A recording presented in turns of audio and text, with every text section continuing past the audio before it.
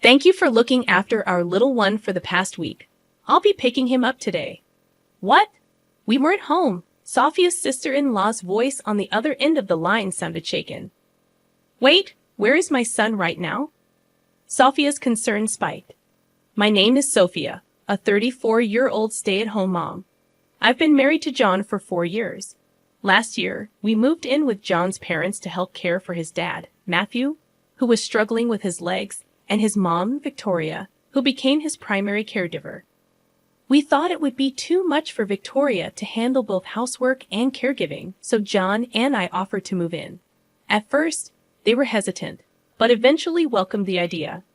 John's brother, James, works for a global company and is currently abroad on business. That's why John, being the younger son, felt it was his responsibility to stay close to his parents and initiated the move. Living in my in-laws' house, I had no complaints. Victoria always appreciated my cooking and help with chores.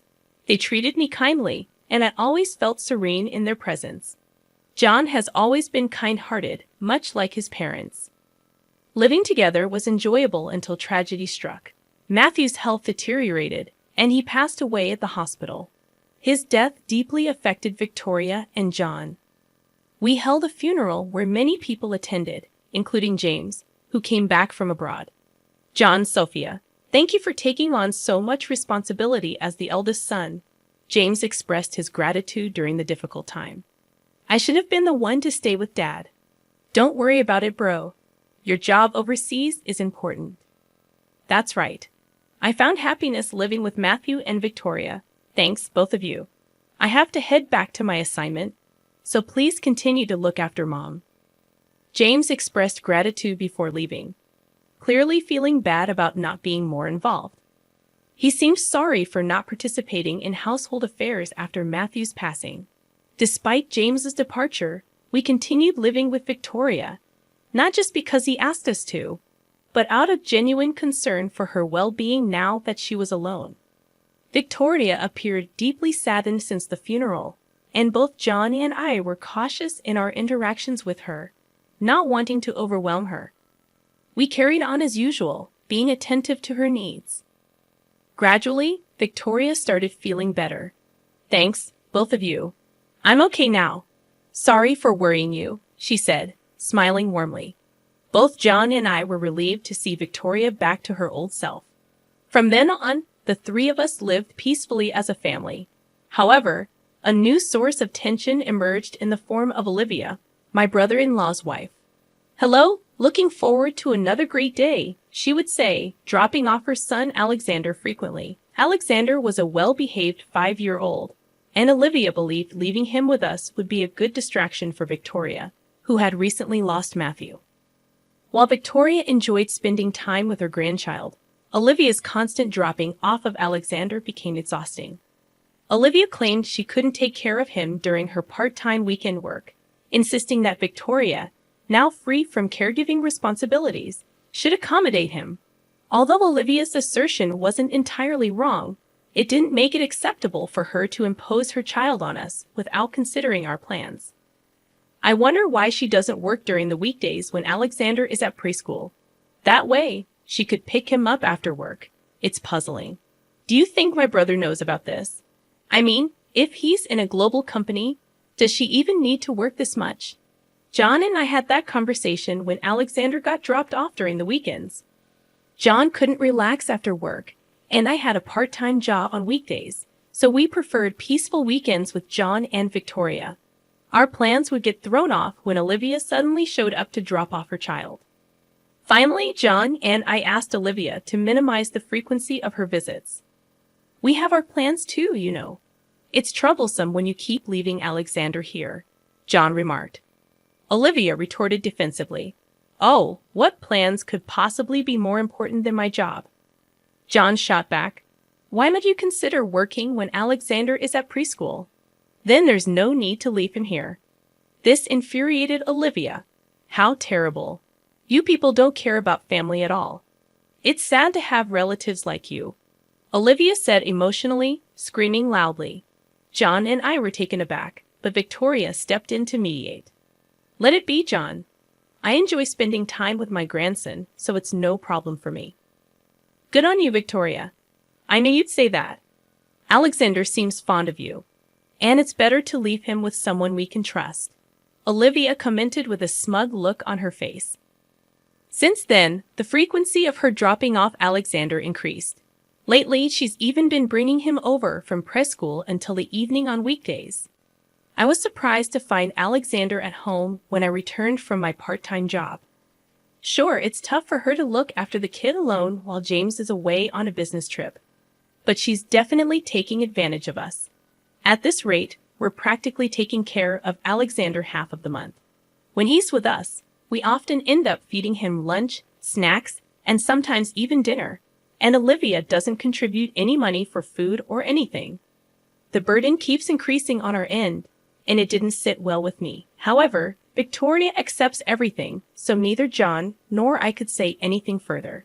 Amidst all this, an unexpected incident occurred.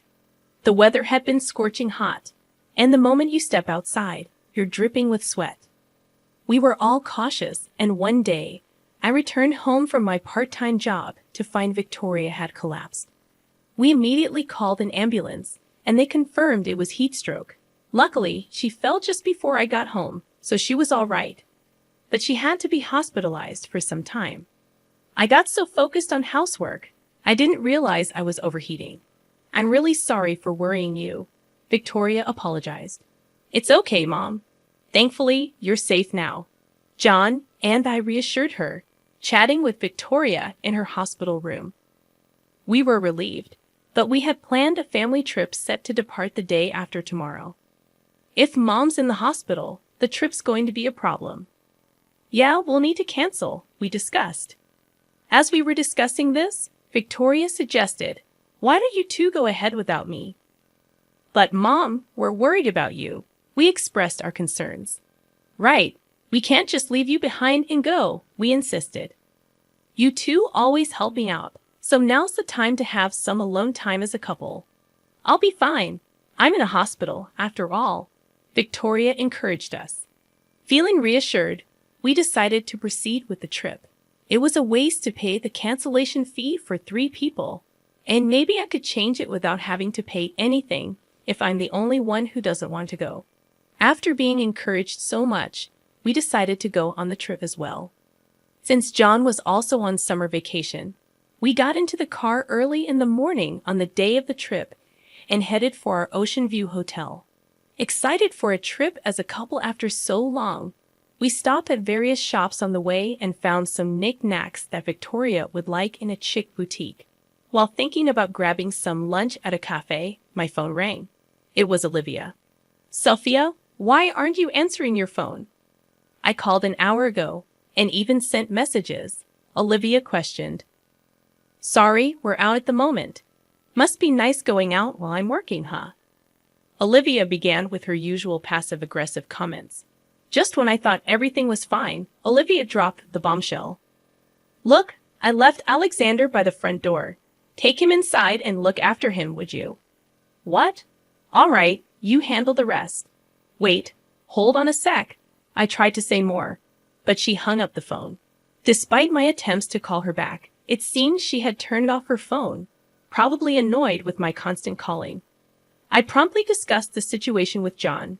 Despite today not being excessively hot, it was still summer, and leaving someone outside for hours could lead to heat stroke. Moreover, who leaves a 5-year-old alone outside? The problem was that John and I were already far from home, having left early in the morning. Seeing me panic, John calmly said, Relax, let's think this through. I'll call my brother. He's probably off work today. With that, John called James, and fortunately, James picked up quickly. John explained the situation, and James, shocked, provided us with Olivia's parents' contact number. John then called Olivia's parents, explained the situation, and they agreed to pick up Alexander.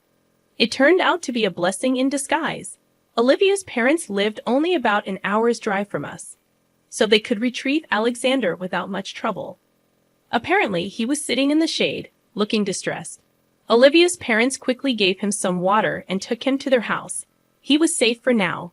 John and I felt relieved and went on to enjoy our trip. But Olivia turned out to be one exhausting person.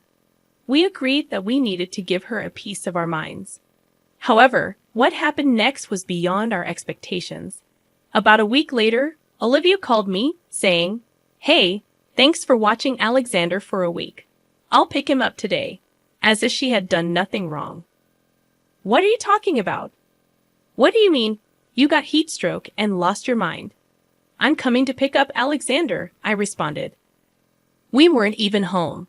We were out of state when you said you left Alexander at our doorstep," I added. Olivia was clearly shaken over the phone. "Then where is Alexander?"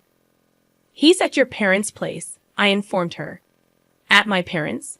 They've been watching over him," I continued. "No way." Olivia abruptly hung up, most likely heading to her parents' place. About an hour later, Olivia showed up, demanding, "Where is Alexander?" The moment she entered the living room, she was speechless. That was to be expected because there we all were. Olivia's parents, us, Victoria, and even James. "Why is everyone here?" Olivia seemed confused. Then Olivia's parents spoke up. "You really are beyond help. Mom, what's going on all of a sudden? Word is you've been dropping off Alexander at James's parents' way too often, haven't you?" "Well, I've been busy with work, so it's just on weekends," Olivia tried to excuse herself. "That's no excuse, dropping him off every single weekend," Olivia's parents chided. "I also heard from James's mother that you've been leaving him there on weekdays too." Olivia's mother and father confronted her like this. Feeling cornered by her own parents, Olivia defended herself. "I'm working, you know. It's okay for me to get a little support. Victoria and John are free anyway," Olivia reasoned. James chimed in to counter Olivia's justification. "I've been transferring you enough money, haven't I? You even said you needed more, so now I'm sending you $3,000 a month for living expenses, and you're saying that's not enough?" "Yes, that's right. $3,000 is not enough." Olivia became increasingly defiant. "Any reasonable person would think you could live quite comfortably with $3,000 a month for living expenses when it's just you and a small child," James retorted. That's when Victoria sided with Olivia. "Why don't you just stop lying?" Victoria challenged. "What? I'm not lying. You're not really working, are you?" Olivia's eyes widened at Victoria's words. "I am working." Olivia started to panic under Victoria's scrutiny. Victoria then pulled out an envelope and spread its contents on the table. "I hate to say this in front of your parents, but I've had my suspicions about you, so I had an investigation done. It turns out you've been having an affair.